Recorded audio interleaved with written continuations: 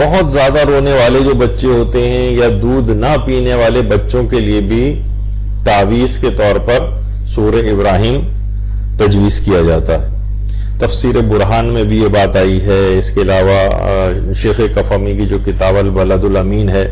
اس میں بھی یہ بات آئی ہے، اور مجربات امامیہ میں بھی موجود ہے. وہ یہ ہے کہ ہمارے چھٹے امام امام جعفر صادق علیہ السلام فرماتے ہیں کہ جو بھی سورہ ابراہیم کو سفید کپڑے پر لکھ کر بچے کے بازو پر باندھے گا، سفید کپڑے پر لکھنا ہے سورہ ابراہیم کو اور بچے کے بازو پر باندھنا ہے،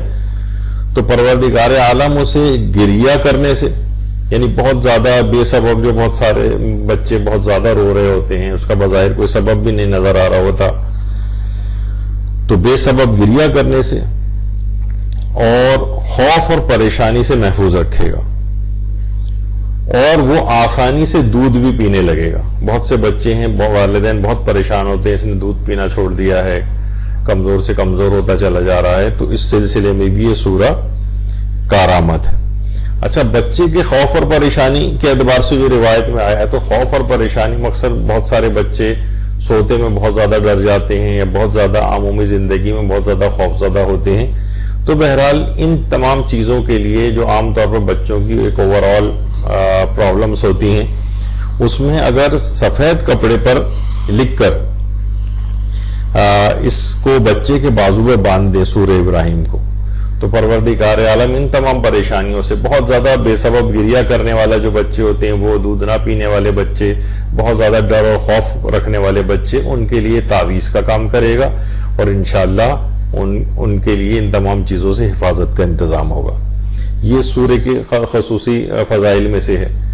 اس کے علاوہ بلا سبب رونے والوں کے لیے مجربات امامیہ میں ایک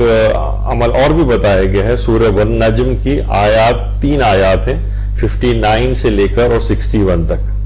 ان آیات کو اگر لکھ کر بچے کے گلے میں تعویذ کی شکل میں لٹکایا جائے تو بچہ بلا سبب گریہ نہیں کرے گا. ایک تو یہ کہ بچہ عمومی طور پر ایسا نہیں کہ اس کا گریہ بالکل ہی روک دیا جائے، یعنی